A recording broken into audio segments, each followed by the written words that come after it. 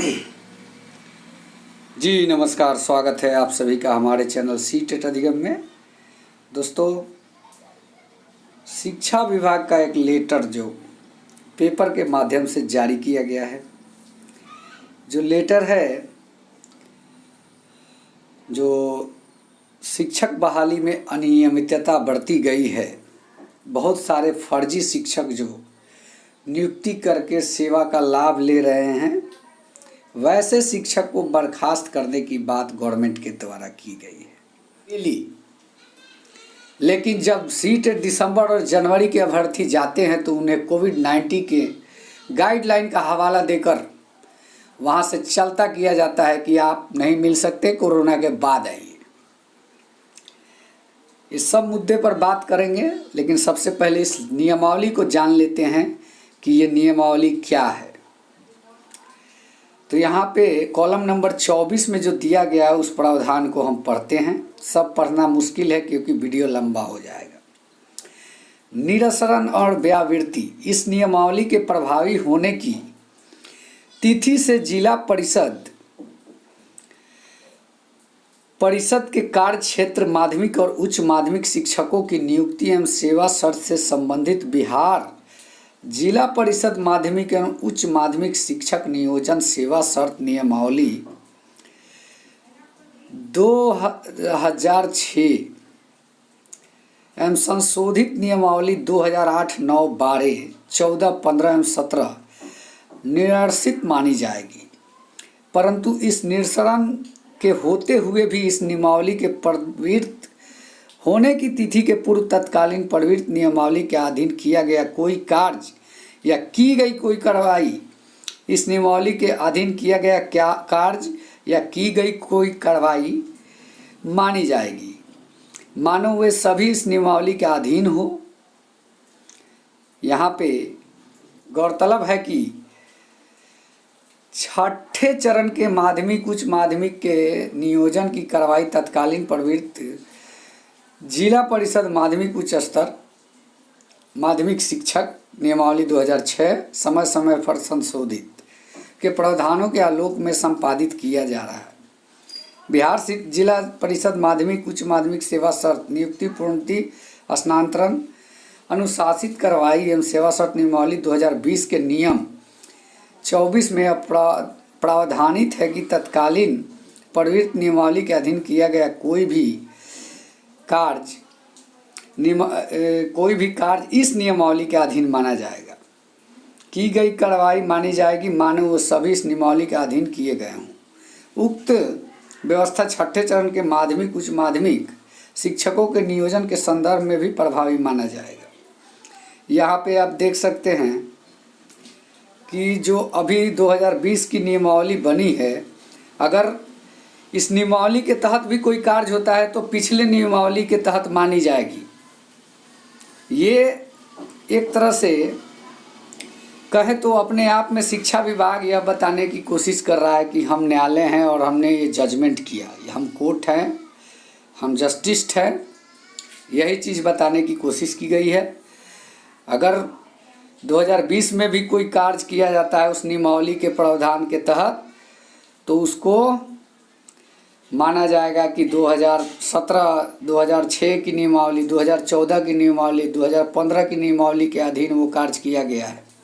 ऐसा कैसे हो सकता है? 20 का नियम 20 से लागू होना चाहिए, 2006 का नियम 6 से लागू होना चाहिए, या कि 20 के नियम को उठा के 15 वाले नियमावली में लागू किया जा सकता है क्या? संशोधन का मतलब यही होता है कि पिछली नियमावली में कुछ गलतियाँ हुई है जिसको अगली नियमावली में सुधारने की कोशिश की जाती है। तो इसका मतलब तो ये नहीं हुआ कि उसी 14-15 के नियमावली को ही लागू करके 20 के नियमावली के तहत 20 के नियमावली के अनुसार क्रिया कराया जाए। तब तो ऐसा है, तो कहने का मतलब कि जो 20 तक पास अभ्यर्थी हैं उनको भी उस नियमावली के तहत योग्य समझा जाए या फिर उनको भी मौका दिया जाए, क्योंकि अगर आप 20 की नियमावली को 15 में लागू करते हैं तो 20 के पास अभ्यर्थी को आप उस नियमावली के आधार पे योग्य क्यों नहीं मानते? ये एक सबसे बड़ी मुद्दा है। इस पर फोकस करना जरूरी है। ये एक पॉइंट बनता है जिस पर विभाग को और सरकार को घेरा जा सकता है। नेक्स्ट यहाँ देख सकते हैं, प्राथमिक शिक्षा निदेशालय के द्वारा एक विज्ञप्ति जारी की गई है। यहाँ पे दिया गया है कि माननीय उच्च न्यायालय पटना CWJC संख्या 15/459/2014 दिनांक 5/12/2016 के आदेश पारित अनुपालन पंचायती राज संस्थान एवं नगर निकाय संस्थान के अंतर्गत वर्ष 2006-15 की अवधि में नियुक्त सभी शिक्षकों के प्रमाण पत्रों की जांच निगरानी अन्वेषण ब्यूरो विभाग द्वारा की जा रही है। उक्त न्यायादेश के लगभग 4.5 वर्ष बाद भी सभी शिक्षकों का प्रमाण पत्र अभी तक अपलोड नहीं किया जा सका है। यहाँ पे लिखा गया कि 4 वर्ष में, यहाँ पे आप देख सकते हैं जो हुआ है, 4.5 वर्ष के बाद भी शिक्षकों के प्रमाण पत्र का फोल्डर जिला शिक्षा पदाधिकारी के कार्यालय द्वारा निगरानी विभाग को जांच के लिए उपलब्ध नहीं कराया गया। ये शिक्षा विभाग के अफसर हैं जो अभी तक निगरानी ब्यूरो को उपलब्ध नहीं करा पाए हैं। सोच लीजिए, 4.5 वर्ष हो गए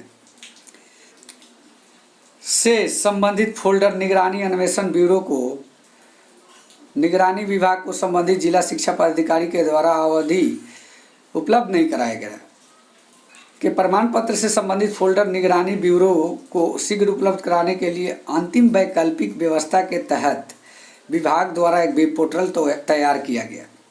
इस वेब पोर्टल पर जिलावार वैसे शिक्षक की सूची अपलोड की गई जिसकी नियुक्ति से संबंधित सभी अभिलेख जांच हेतु निगरानी विभाग को उपलब्ध कराया जाना है।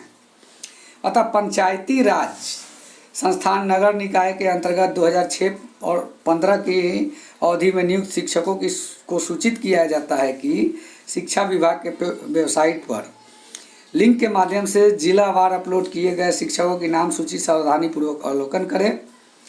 उक्त जिस शिक्षक का नाम अंकित है वे उसी पोर्टल के पर उपलब्ध लिंक के माध्यम से अपना निबंधन करेंगे। निबंधन के उपरांत प्राप्त यूजर आईडी पासवर्ड से लॉगिन कर पोर्टल पर उपलब्ध पत्रक में आवश्यक सूचना के अंकन करते हुए पत्रक में अंकित मूल प्रमाण पत्रों यथा मैट्रिक, इंटर अंकपत्र और स्नातक अंकपत्र, दक्षता परीक्षा अथवा TET उत्तीर्णता प्रमाण पत्र, अनुभव प्रमाण पत्र, 20% वेटेज हेतु मेधा सूची नियुक्ति पत्र, जाति प्रमाण पत्र, आवासीय प्रमाण पत्र स्कैन कॉपी 21/6 से 20/7 तक की अवधि में निश्चित रूप से अपलोड करेंगे। अंकन यह है कि निर्धारित समय सीमा के अंतर्गत जो शिक्षक संबंधित शिक्षक याचित अभिलेखों के प्रति वेब पोर्टल पर अपलोड नहीं करेंगे उस संबंध में माना जाएगा कि उनकी नियुक्ति वैधता के संदर्भ में कुछ नहीं कहना है और तथा उनकी नियुक्ति के प्रथम दृष्टया अवैध अनियमितता मानते हुए नियमानुसार संबंधित रूपों से प्राप्त राशि की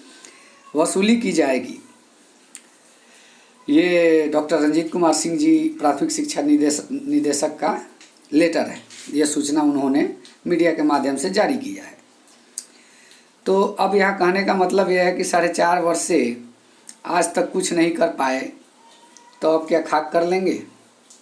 अब हमें नहीं लगता है कि इनके बस की बात रही है, क्योंकि ये शिक्षक जो है कम से कम नहीं है तो 2.5 से 3 लाख 4.5 लाख शिक्षक टोटल है, लेकिन 1-1.5 लाख ऐसे शिक्षक हैं। यहाँ पे सीधे सीधे वोट बैंक है और कभी भी नेता ये नहीं चाहेगा कि हमारा वोट टूट जाए, हम गवर्नमेंट ना चलाएं। कुर्सी का लालच इनको घेरा रहता है और ये एक फॉर्मेलिटी है। 4 वर्ष में नहीं हो सकता तो हमको नहीं लगता कि आगे के वर्षों में ये होना संभव है, क्योंकि यहाँ पे सभी एक यूनिटी मेजॉरिटी और वोट बैंक की राजनीति में लगे हुए हैं। अगर ऐसा नहीं होता तो सीट दिसंबर और जनवरी अभ्यर्थियों को मौका मिल जाता, क्योंकि इनकी संख्या कम है इसलिए इन पर ध्यान नहीं दिया जाता है। सीधे तौर पे यही है, जिनकी संख्या ज़्यादा है, जो उनके करीब हैं, किसी भी माध्यम से किसी भी प्रकार से प्रेजेंटेशन गिफ्ट परोसा जाता है, उनकी कार्य को आगे की तरफ किया जा रहा है। हम वैसे नहीं कर पा रहे हैं, हमारे में एकजुटता की कमी है, इसलिए हमारी कार्य नहीं किया जाता है। जहाँ तक सवाल है, टाइम टू टाइम जब भी एक एक्टिविटी नज़र आती है स्टूडेंट के द्वारा, उस समय तरह तरह के विभाग, कागज़, पेपर, मंत्री जी का बयान आते रहता है। जैसे ही अभ्यर्थी थोड़ा खामोश हो जाते हैं कि चलो अब कुछ हो रहा है एक्टिविटी, उस समय विभाग भी सो जाता है, सरकार भी सो जाती है, कुछ नहीं होता है। बिहार की स्थिति ऐसी है कि पढ़े लिखे हैं नहीं हैं उससे मतलब नहीं है। अगर आप में यूनिटी है, आपका वोट बैंक ज़्यादा है, आपका कार्य पहले किया जाएगा। आप में कितनी भी क्वालिटी है, आप वो कोई मायने नहीं रखता। मेजॉरिटी है आपके पास, यूनिटी है, आप एक अच्छा खासा वोट बैंक रखते हैं तो आपको सुना जाएगा, आपको वेट दिया जाएगा, आपको लिया जाएगा गहराई से, आप पर विचार किया जाएगा। आप अगर इस सब चीज़ को फॉलो नहीं करते तो आपको हल्के में लिया जाएगा, आप बाहर हो सकते हैं। इस वीडियो के माध्यम से मैं यही बताना चाहता हूँ कि ये वर्तमान व्यवस्था जो है, इससे आप कुछ आशा नहीं कर सकते। इससे वही आदमी, वही व्यक्ति आशा कर सकता है जो इनके प्रशंसक है, जो इनके झंडा को ढोएंगे। अगर आप झंडा नहीं धोते हैं तो आपका काम नहीं किया जाएगा, चाहे वो विभाग हो, चाहे सरकार हो, किन्हीं के द्वारा आपकी बातों को गहराई से नहीं लिया जाएगा। इतना कहने के साथ ही मैं आपको आज के इस वीडियो के लिए धन्यवाद देना चाहता हूं, क्योंकि वीडियो आपने अंत तक देखा।